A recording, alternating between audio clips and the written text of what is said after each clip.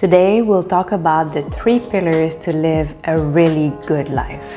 The kind of life that not only leads to more happiness and peace and freedom and allows you to thrive, but also makes a positive impact on the lives of others. By designing your life based on what I call the heart-centered model, which I'll share with you in this video, you'll get to experience the highest level of fulfillment possible. But you need all 3 pillars to thrive. So let's see what they are and how you can implement them into your life. The central pillar to live your best life is self-actualization. Maslow described self-actualization, which is at the top of his pyramid of needs, as achieving one's full potential. But it's more than potential in the sense of achieving goals and using your skills and talents. You must aspire to achieve true fulfillment.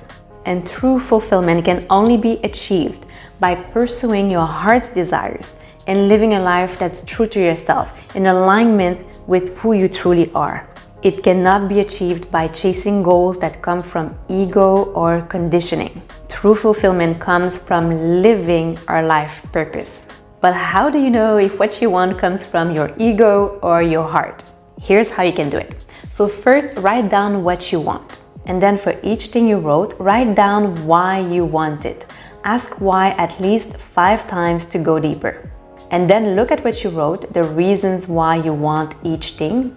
Is it because it makes you feel important, or it makes you look good, or maybe proud of yourself? Then that's the ego. Is it because your parents told you that this is what you should want to do? Or is it because society says that this is how things should be done? Then that's conditioning. And if it makes you feel alive, vibrant, and inspired, then that's your heart. And it's very important to make this distinction, because choosing or pursuing a path based on our ego does not lead to lasting happiness and fulfillment. There's a phrase that goes like, success without fulfillment is no better than failure. We end up feeling empty inside. And still, most people spend their time chasing the wrong goals and end up having regrets. Why? Well, neuroscientists say that we live 90 to 95% of our lives on autopilot, based on the programs in our subconscious mind. That's the opposite of living on purpose. So then it's no surprise that we often choose our careers and hobbies and even relationships based on what we think we should want or do, rather than because they are a good fit for who we are. And so it's not a surprise that most people feel unfulfilled and dissatisfied with their lives. So to get out of the autopilot mode and start living more in alignment with your authentic self, you need to bring more awareness to the choices you make. You could ask yourself questions like, am I being true to myself and my values in making this decision? Or am I following a script dictated by others? Or am I doing what I'm made for? Or am I trying to fit in a box that doesn't fit me? Are you on a career path because you love the work, your heart's desires, or because of the money and social status, the ego's wants? Are you in a relationship because you feel like you're growing and evolving together with your partner, that's your authentic self, or because you're afraid to be alone, the ego sphere? So it's important to understand that making decisions based on our ego keeps us from experiencing the highest level of fulfillment available to us. So the central pillar of a heart-centered life is self-actualization, meaning living in alignment with your true self, choosing to do things you love, and making decisions that are in alignment with your values.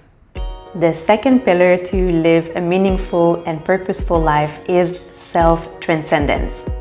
It's at the very top of Maslow's pyramids of needs, just after self-actualization. It's about transcending the individual self. It's about understanding and recognizing that we are all interconnected and part of a greater whole, and acting accordingly. Think of contribution, service, and impact. Also, spirituality goes into this pillar. So to achieve the highest level of fulfillment and self-actualization, there must be an aspect of contribution and service in what we do. I love the saying, what's in your highest good is in the highest good of all. If it's not in the highest good of all, then it's not really in your highest good. So a question you can ask yourself every morning is, what's one act of kindness I will do today? Or another question could be, what will I do today to bring more light into the world? Perhaps it's to cook your family's favorite dinner, or maybe write a nice comment on someone's Instagram post, or take the trash out even if it's not your week. Another thing you could do is to set the intention every morning as you start your day to leave each person you interact with a little happier than before. Just doing these simple things will bring more meaning and more joy into your life.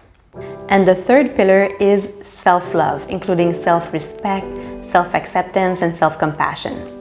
Here, it's really about treating yourself as you would treat your best friend.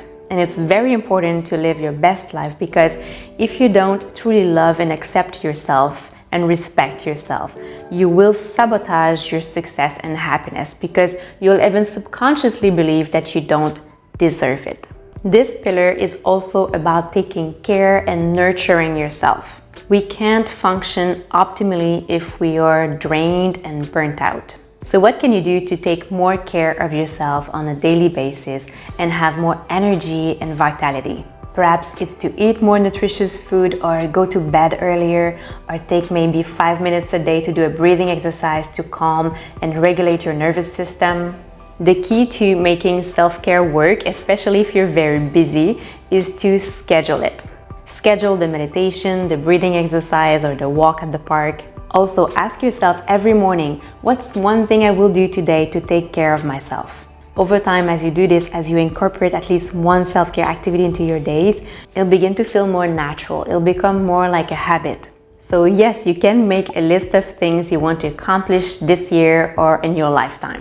You can make a bucket list. You can have big goals and a big vision. But if all these things are not aligned with your true self, your authentic self, and your heart's desires, they won't make you truly happy.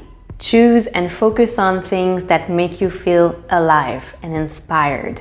Also reflect upon how you can make other people's lives better. And practice radical self-love, self-acceptance, and self-compassion. And you will create your happiest and most fulfilling life.